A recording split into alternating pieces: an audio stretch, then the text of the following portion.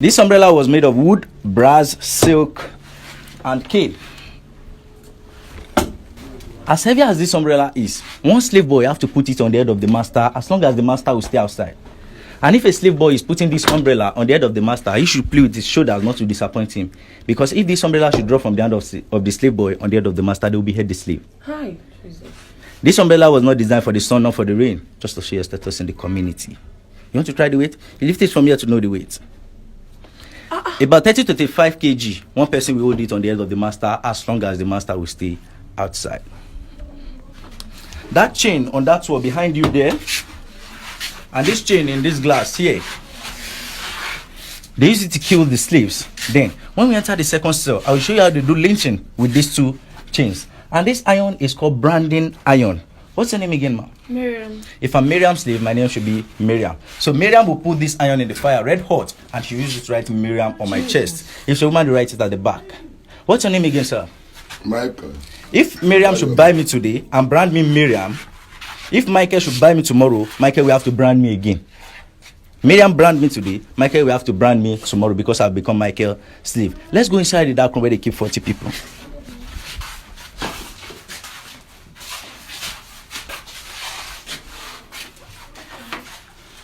Yeah, that's why we call it dark room. Dark room. These three glasses were not hidden. This is where they keep 40 people. 40 human beings in this room, 3 to 4 months. This is where they pee. This is where they excrete. Because of the odor, some will vomit. Even women or menses have to do it on themselves here. Hi. 40 people in this place, 3 to 4 months. That's the only ventilation they have. And there was a door here before they will lock the door. So they'll be here for 3 to 4 months. Let's see closely how many people have died in this kind of situation. That's why I do tell people, whenever we are here, we are not here to catch fun, but just to feel the pain the people in the past have felt, our freedom fighters. Here we have a surviving bottle used in exchange of 10 human beings as slave. Like I said earlier, they are not after the liquor in this bottle, but the design on the bottle. Many people have asked me, where is the design on this bottle that was 10 human beings? If you put on your flash, you'll see the design on the bottle. On your flash. You can check it. That's the design. That was why they used it in exchange of 10 people. So that bottle represents 10 human beings because of that design you saw. And these are gramophone records used by Sediki Williams Abbas. These days we use cassette CDs. Most times we use our phone. And this brass disc was given to Sediki as a gift by the Brazilian when they made him the paramount ruler. And this kettle was given to him by the European. These are cowrie shells used in those days. Here we have surviving ceramic bowls used in exchange of 10 human beings as slave. It doesn't matter the size. This was used in exchange of 10. Same thing applicable to this and the rest. So we have 50 human beings in this glass. Oh. Because Sediki was a Muslim then, this is where they keep his water for ablution, his soup pot, and his drinking pot. Let's see the second cell and see what's inside.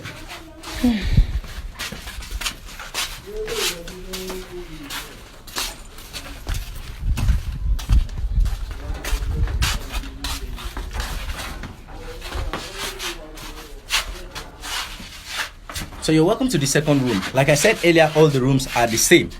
A waiting cell and the dark room. Here's a local mannequin showcasing Sediki Williams Abbas cloth. The original cloth he wore the day they made him the paramount ruler. This is it here. And the chair he sat under as the chair over there. And here is punishment given to any disloyal slave. Any slave that refused the master order or refused to bear the master's name, this is how they tie them around the tree and beat them. During process, many died because they can't bear the pain. And these dogs are cockiller dogs. They use it to chase runaway slave. If any slave tries to escape from the farm, they release 20 of these dogs to attack one man. When they catch the slave, they devour the slave. Here's the movement to the point of no return. Chains on the neck, the hands, and the leg of the slave while going to the point of no return. 3,000 men on a row, on a single file. If the person in front should fall, the rest behind them will fall. If you are going to the point of no return, today, while going, you will see a well called Spirit at a Nation well. The well water they give the slaves then that make them to lose their memory is still on that island. And here is the story building built for Sediki Williams Abbas in this compound, year 1847. It collapsed 1995. When we go outside, I will show you the remains of the building. These are some people captured as slaves but have opportunity to come back, like Santos Silva, Candido J. Darocha, Samuel Ajayi Krada, Jaja Ofokpobo, and some other people. The entrance door in this photo is the original door standing here, behind you. This door here. After the building collapsed, they moved the door inside this room. And these are some of the things that happened to our people during slavery. These are slave raiders. They want to capture this man, but he took knife and killed himself. That for me to be slave, I prefer to die. There was a woman like that, Margaret Garner. She killed 4 of her children and killed herself. That for me and my children to be slave, we prefer to die. This is what we call iron muzzle. They used it to guard the mouth of slaves while working on the farm. For them not to eat from the farm product, they plant sugarcane. We derive glucose from sugarcane. Glucose gives you instant energy, and this white men believe that if these slaves should eat out of this sugarcane, they will have strength to fight back. They feed slave once in a day. Slave have access to water once in a day. They don't feed slave to increase in size or to stay healthy. They feed them to stay alive, don't just die. And this is another matchbox. We don't have many slaves used in exchange of the box. This is called Ashwetu by the Yorubas, used by Seriki Williams Abbas. Let's see another room for 40 people. Here we have a sample of the iron corrugated sheet they use in roofing this compound then, compared to the one they produce these days. If I try to fold this iron sheet, it won't. But the one they produce these days, I can fold and keep in my pocket. We've lost quality. The 2 chains I showed you in the first room, the one on the wall, the one in the glass, this is what they use it for. If they catch any slave having sexual intercourse on the plantation, planning coup against the master or trying to run away, this is how they hang the men, this is how they hang the women. They tie that chain I showed you around the ribs of the men, the hands at the back. They hang them on gallows. They suspend the legs from the ground. In this position, that chain will break the ribs. They'll be dripping blood from the nose and the mouth. They'll be here dying gradually. These are the hang the women. Their 2 hands up. They suspend the leg from the ground. The blood from the hand, the head, all over the body will come to the thigh. They get heavier and they will be here dying gradually. In the presence of other slaves, as you see them, they won't last a day. And here we have Seriki Williams Abbas relaxation chair. For someone to have this kind of chair in those days, it shows how prominent he was. And these are Seriki descendants. Currently, Badagry, if anybody is to be elected as Seriki of Badagry, the person should be from this family. And this is the current Seriki of Badagry. Let's see where Seriki Abbas was buried in this compound.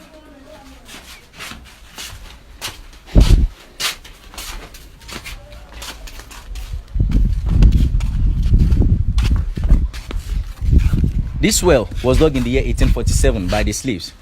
If you look inside the well, they didn't use ring for the well. They used burnt bricks. So they set the bricks one by one. So it was done by the slaves. Burnt bricks. Okay. And the same burnt bricks they use in constructing all the rooms in this compound. In 1962, the family of Seriki Williams Abbas used cement to hold the walls.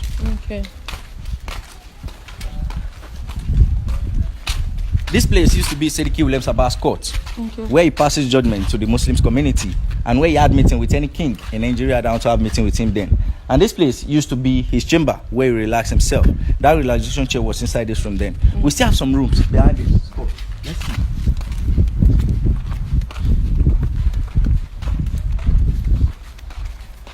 So all these rooms were slave cell, but we have people living in these rooms now here.